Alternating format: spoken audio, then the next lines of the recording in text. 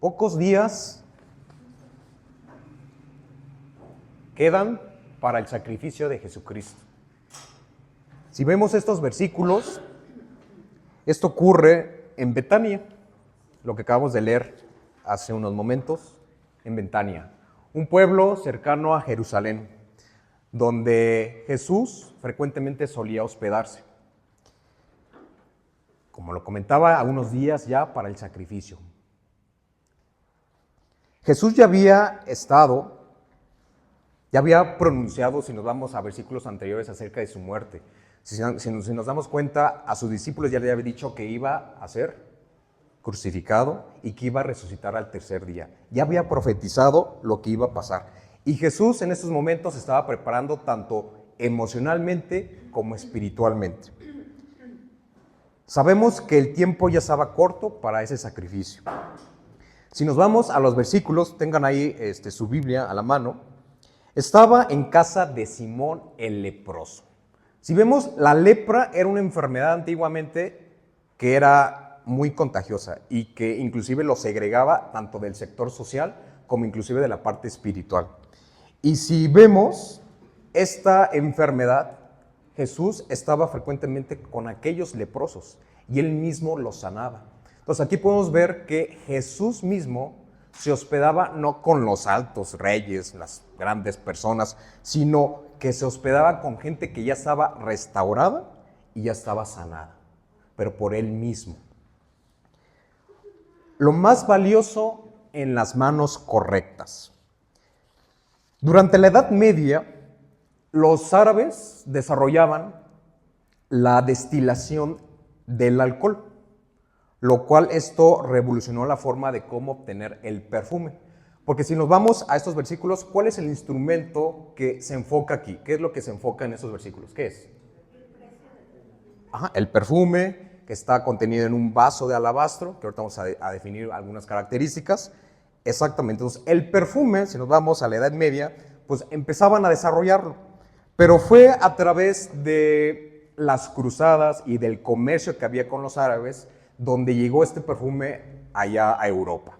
Inclusive en Francia se empezó a colocar, inclusive fue la base para la primera industria del perfume, para cómo obtener el perfume, esa fragancia. Ahora, en esa parte en Europa, todo eso sucedió en los siglos XVII y en los siglos XVIII. ¿Cómo definen el perfume? A ver, ¿cómo definen el perfume? ¿Qué es un perfume? Algo que huele rico por acá, muy bien, que me pongo todas las mañanas, si no se me olvida. Por ejemplo, yo cuando trabajaba en la industria de alimentos, a nosotros no podíamos ponernos loción porque eso impregnaba los alimentos. Entonces, nunca me ponía y actualmente pues, a veces me olvida, ¿no? Porque ya la rutina en ese tiempo, pues a veces nunca me pongo, ¿no? Me pongo desodorante, ¿no? No es cierto.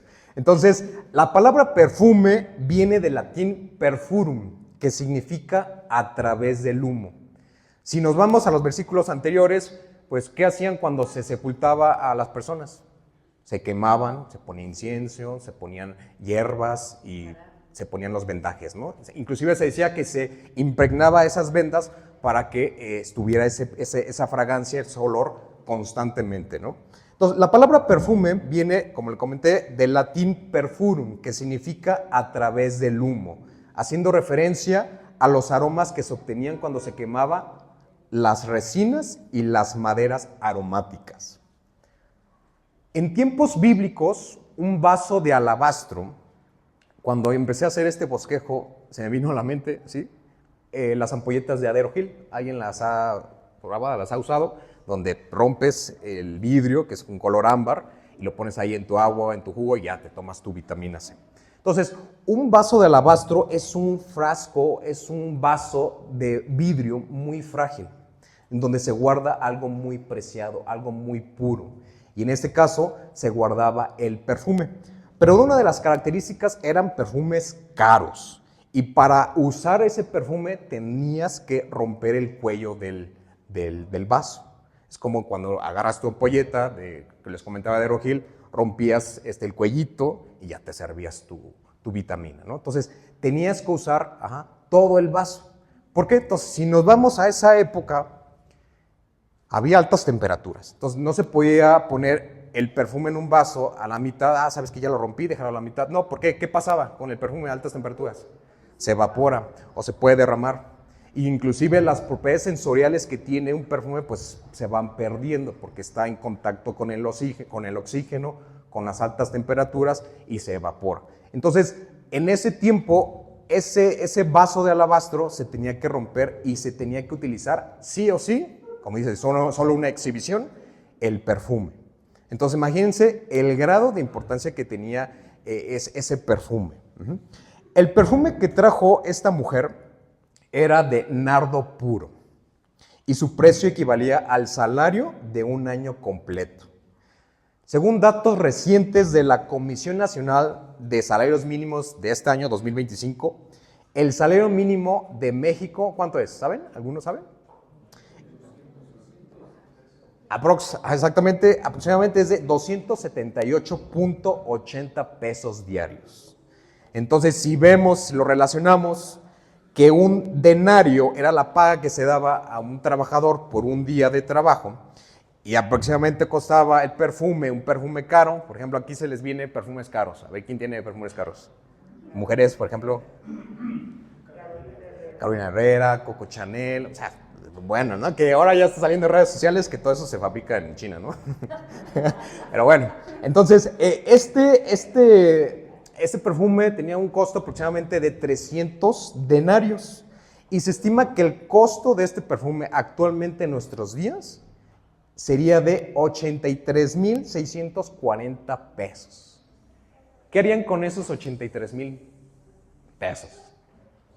Yo creo pago colegiaturas, compro despensa a lo mejor de un año, me voy de vacaciones, compro un seguro, etcétera, ¿no? Entonces, podemos hacer una infinidad de cosas con 83,000 pesos si te los doy ahorita en ese momento. Sí. Entonces, imagínense el perfume en ese tiempo. Si nos vamos a aquellos tiempos, pues lo más preciado que era, pues las tierras, los animales, las esencias, las hierbas, pero principalmente el perfume, por eso lo retoca. Y se acuerdan cuando predicaba la vez pasada acerca de los odres viejos, el remiendo, pues es lo que estaba en ese tiempo, es lo que Jesús veía y es lo que usaba para poder utilizar una parábola. Entonces aquí podemos ver que María no trajo solamente una moneda, no trajo un discurso elocuente, sino que trajo una adoración de una forma pura, que tenía un costo que a veces decimos, híjoles, es mucho, ¿no? Y ahorita lo vamos a ver qué es lo que decían los discípulos. ¿Por qué tal desperdicio? ¿Qué es lo que tenemos nosotros costoso en nuestras casas, en nuestras vidas? A lo mejor el iPhone, ¿no? El último modelo, la casa, el coche, perritos, gatitos. Pero para María, o sea, no le importó y empezó a traer lo más preciado que fue, en ese caso, el perfume. ¿Y qué fue lo que hizo? Lo derramó sin reservas. Es decir, lo derramó, que a veces uno, sí, pero, mejor no. Sí, pero, si me invitas, no voy, ¿no? Si me invitas a comer o cenar, después voy a la iglesia, ¿no? A veces ponemos nuestras reservas, pero para la mujer que aquí representa, cuando derramó el perfume, fue entregarlo directamente a Jesús. Tal vez tú guardas tu perfume, tal vez tú guardas tu orgullo, tu independencia, tu forma de vivir sin Dios, pero hoy Dios te llama a derramarlo sobre Él. Y para ello te voy a pedir que cierres un momento los ojos, cierren sus ojos, y quiero que te imagines a ti mismo, a ti misma, sosteniendo un frasco en tus manos. Ese frasco eres tú. Es todo tu interior, con lo que batallas a diario. Esas creencias, ese ego, y estás decidiendo si hoy lo guardas o si lo rompes. Observa que en ese frasco está eso que te impide vivir con gozo, con paz. Míralo. Cuando cuente 3, lo vas a romper. 1, 2, 3. derrámalo y di, tómame, hazme nuevo. Perfecto, abre los ojos y yo te pregunto, ¿qué perfume estás guardando? ¿Tu pasado, tus preocupaciones? Hoy es el momento para romperlo. No te lo guardes, derrámalo. Así como María lo derramó, tú también lo puedes derramar. Ahora, los discípulos empezaron a decir la situación que estaban mirando al momento que se rompió el vaso de alabastro y se empezó a derramar el perfume. Decían, ¿para qué este desperdicio? Y a veces muchos no van a entender tu entrega. Muchos no van a entender la entrega que tú estás haciendo. Muchos van a decir, ¿para qué vas a la iglesia? ¿Por qué vas a perdonar? ¿Para qué oras? ¿Qué ganas entregándote a Dios? Cuando esta mujer derramó el perfume, lo hizo con un acto de adoración profunda. Lo hizo desde el interior. Porque los discípulos que estaban viendo, nada más estaban viendo el exterior. Estaban viendo lo tangible, el perfume, el vaso que se rompiera. Pero no estaban viendo lo más importante que era el corazón. ¿Y qué es lo que ve Dios? ¿Lo exterior o lo interior? Lo interior. A veces nosotros, sí, solamente vemos lo exterior. No podemos ver el corazón de cualquier persona. Podemos ver cómo es esa persona, posiblemente a través de su testimonio, de sus frutos. Pero solamente Dios sabe si realmente lo está haciendo de corazón.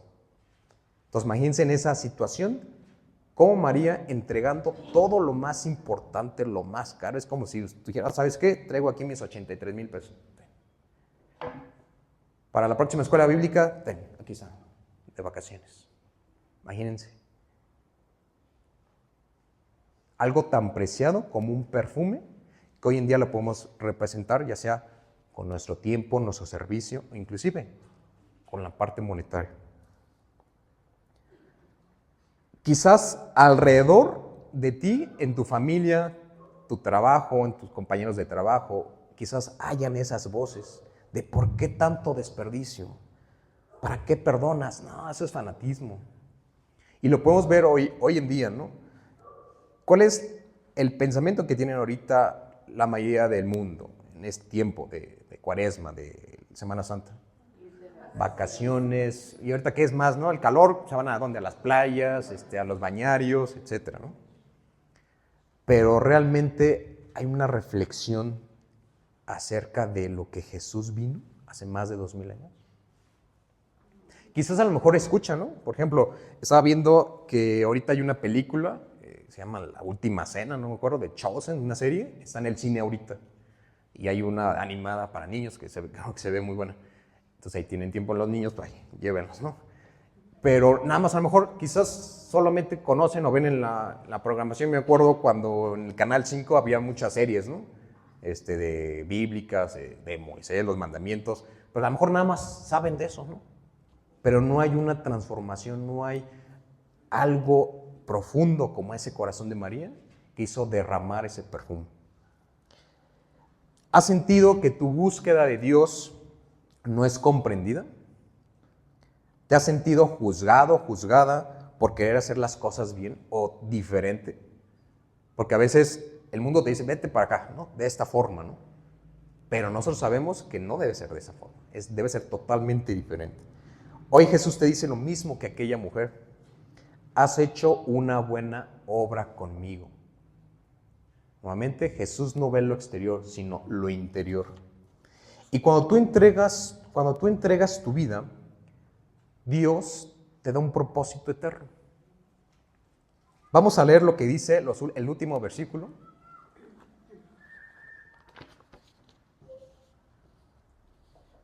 Vamos a leer el 12, que dice, porque al derramar este perfume sobre mi cuerpo, lo ha hecho a fin de prepararme para la sepultura. Y bueno, de cierto os digo que donde quiera que se predique este evangelio en todo el mundo, también se contará lo que ésta ha hecho para memoria de ella. Entonces, se dan cuenta, tiene un propósito. En ese momento, ni María sabía que estaba participando en un acto profético. Jesús estaba a punto de ser sacrificado, crucificado, y este perfume anticipó su sepultura. Fue un acto simbólico, pero también fue un acto espiritual. Pero ella no lo planeó así, porque no estaba enfocado en, solamente, para que se cumpla algo, no, sino que ella, de su corazón, hizo una adoración profunda, una adoración sincera. Ella solo adoró, solo se rindió, solo derramó su amor como el perfume. Y Jesús tomó esa entrega y le dio un valor eterno.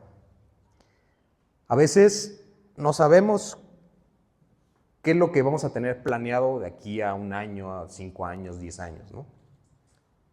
Tú no tienes que tener todo planeado. No necesitas saber cómo va a cambiar tu vida cuando sigues a Jesús, porque se va a dar el camino. Dios se va a encargar del propósito. A veces estamos solamente enfocados en, comer, trabajar, atender a los hijos, divertirnos, que está bien, pero ¿qué hay más de eso? ¿Qué es lo que vas a dejar? ¿Cuál va a ser esa herencia? Eso que se va a quedar eterno. Entonces, todo lo que tú entregas de tu vida, Dios le va a dar un propósito eterno. Así como María se dedicó a hacer ese derramamiento, también tiene algo, un propósito eterno. A lo mejor te preguntas, ¿de qué sirve venir a la iglesia? ¿Qué va a cambiar si oro o si me arrepiento? ¿Qué sentido tiene entregarme a Dios si he fallado tantas veces?